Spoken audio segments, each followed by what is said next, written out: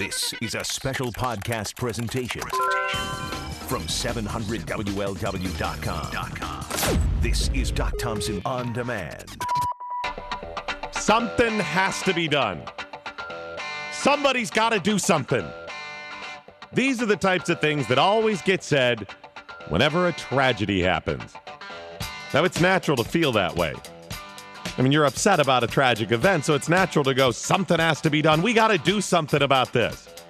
But there is a big difference between a tragedy and an emergency. And unfortunately, those lines get blurred because people are very emotional. The tragedy on the Brent Spence last week is awful. But it's not an emergency that requires a bunch of money thrown at a fix, especially when you consider we got to replace that whole bridge anyway. At 9:20, the knee-jerk reaction to the tragedy, not the emergency that happened last week on the Brent Spence. Joining me now from Ohio's 55th District, Representative Bill Coley. How are you, sir? Good, Doc. How are you, my friend? I'm doing fine, sir.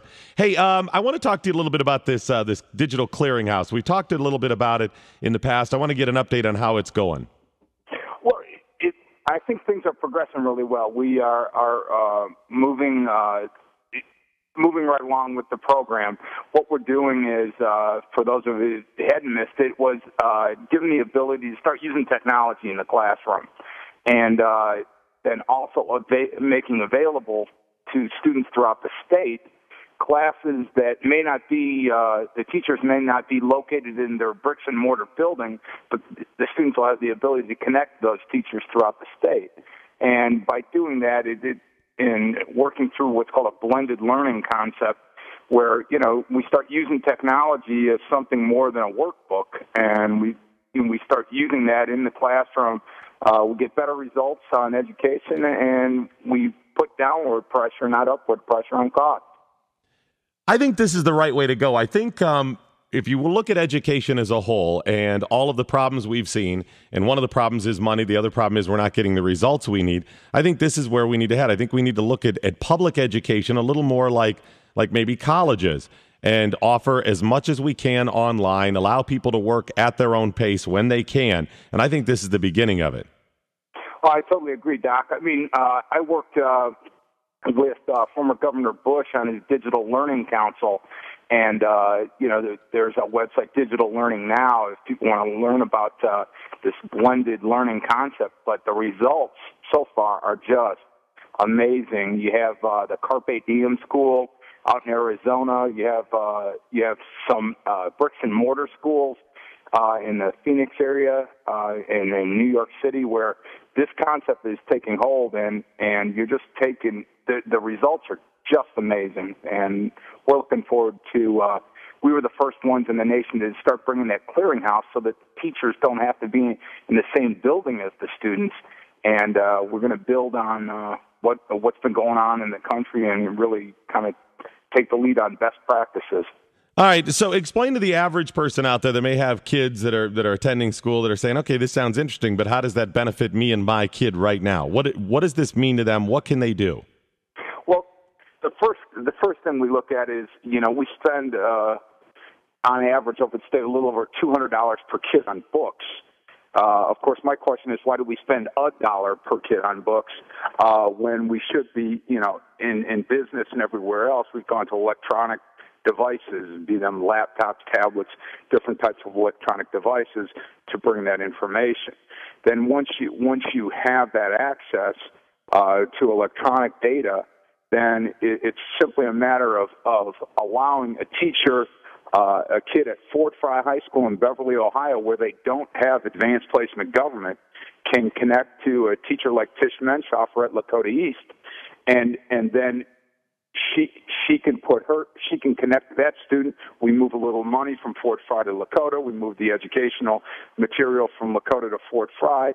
Everybody benefits, and then the parents then have access, from K through 12 or K through PhD, access to course material that is the best, absolutely the best in the state and the best in the world, that they can tap into for their student and really personalize their child's education.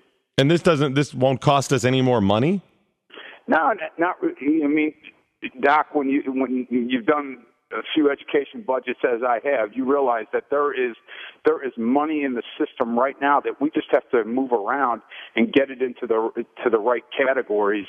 And like I said, books are one thing. I mean, connectivity. I've met with the chairman of the board of AT&T, executives from Apple, and a number of hardware companies, executives from Time Warner, all on the ability to connect these students and deliver that material. One of the best companies in the world at this is a company called IQity, IQ-ITY, and it's out of Columbus, Ohio. And they do a fantastic job on setting up systems whereby teachers can connect to students this way. We are taking what was the E-Tech Commission, which was originally formed by the legislature to start bringing technology into school buildings, and that organization's new focus will be on training the existing teacher corps to teach in this blended learning world. And so, we're not talking about more money. We're talking about shifting the existing resources around.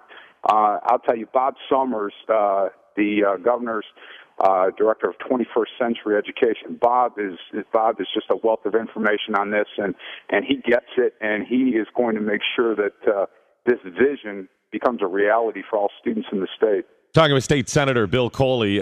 Here's the thing, Bill. For years, I've complained that Ohio, most of the time, seems to be follower. We don't lead. We always, run to catch up with somebody else. I mean, look at gambling. There's a lot of things in the state that we have not followed, that we've not led on. We followed. I think this is an opportunity to lead. Can we take it a step further? And how far can we take this? Well, it's funny that you should say that, Doc. I Googled my name one time, and I saw some educational learning blog out west that the intro to the article said, learn something about education from the state of Ohio. As strange as it sounds, yes. And, wow. And then it talked about our clearinghouse. So, we get it, and what it is, I mean, I'm not, as you know, Doc, I'm not an educator. My background is in business and law, and but the whole idea of this concept is really nothing more than the same concept as the New York Stock Exchange. Why can't we connect these people, and why can't we use technology in this way? And we are blessed in this state to have some of the best educators and some of the most creative minds, and I think Governor Kasich's putting a lot of those people together, and I think the taxpayers can expect to see good results in the near future. Here's how you know this is at least the beginning of a really good idea, and maybe this is the idea. That is that it can benefit both rural areas, really impoverished rural areas, as well as urban areas. They can both take advantage of it. And I see this continuing down the road where it can grow, where maybe if you are in a very small area, there's especially Appalachia out in the southeastern part of the state, where you don't have the same resources, you've got fewer kids in the school, where they really struggle to keep up with buildings and everything else. This is an opportunity for kids to do a whole lot of online learning and getting the best education that's available in the state. Absolutely, Doc. And as a lawyer, that first DeRock lawsuit back in the 90s was from Perry County over in Appalachia, and they kind of said, well, basically they said Lakota's buildings are nicer than our buildings. Our school funding's unconstitutional. Well, it didn't take a rocket scientist to figure out the next lawsuit was going to be Lakota can pay their teachers or more than we can pay our teachers. Our school funding is unconstitutional. So by setting up this clearinghouse and connecting people, we're telling them, the folks in Perry County and rural Ohio, we're not going to let you get enough money. It's not. We're not going to just limit you to having enough money to get a teacher as good as the one in Lakota or as good as the one in Cincinnati. You can have that very teacher, and you can connect right to him right now with a couple of mouse clicks. Wow, you're solving a lot of problems that way, too. So what can we do to continue looking at this and studying it and growing it? What can the average person that's listening doing, saying, you know what, I think they may have something there. How can they get more involved and say, I want to grow this. I want to explore. Let's push the envelope. Let's get some committees together and say, how far can we take this? start talking to your principals and your school district personnel, because it was funny. I had a law firm talk to me, and they said, and I was suggesting this idea to them. They said, Representative, that was back when I was in the House. Mm-hmm.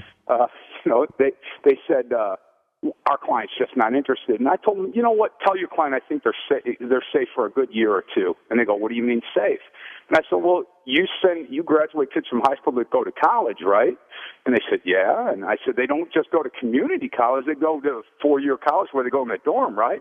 They said, yeah. I said, well, those kids are going to be rooming with kids that tested out of their entire freshman year of college. And when those parents find out that your school district didn't let students take advantage of advanced placement classes and things like that, they're going to be really angry with your school board. And all of a sudden the lights went on, and you saw the attorney go, oh, maybe you should come over and talk to our school board. Well, and that's the thing, too. I understand it's natural for any of us to want to, keep our job. So there's a lot of teachers and administrators and school board members and stuff like that want to keep their job, and they worry about control and having say in this stuff, and that's all natural. I think this gives you greater opportunity to contribute, to have a job, and to even make more money. That's what I love about it.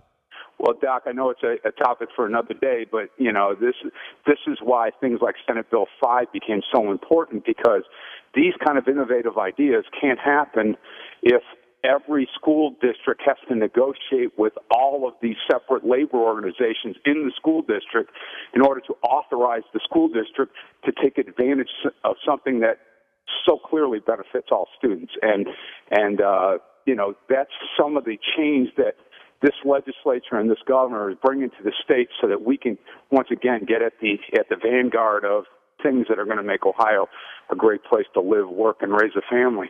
All right, before I let you go, I got to ask you, take out your magic 8-ball, your prediction for the fall. Does Senate Bill 5 get repealed?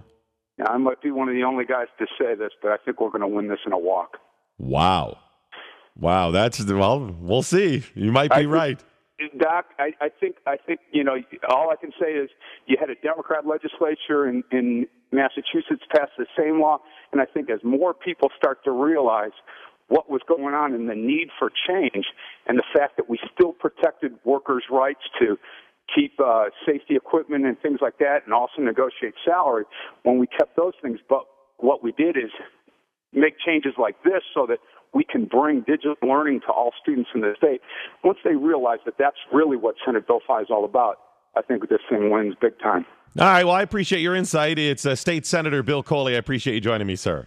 Thanks, Doc. Thank you so much. Wow, a walk. I would maybe a squeaker, but a walk? We'll see. It looks like they're going to have it on the ballot. It looks like the signatures, they have the necessary signatures. That's the thing that makes me think they have a real good chance of repealing it, is that they got the signatures so quickly, and it is such a divisive issue. Are there enough other people that will come out and vote and say, I want to be reasonable about this thing. I want people to make a good living. That's why things like this Digital Learning Center can be really good. We just want you to stop worrying about the union. Stop protecting the union and start providing good job opportunities. And the people that are good at those jobs will rise to the occasion. The cream will rise to the top, and they will be paid well because they are doing a good job educating our students. It's Doc Thompson, 700 WLW.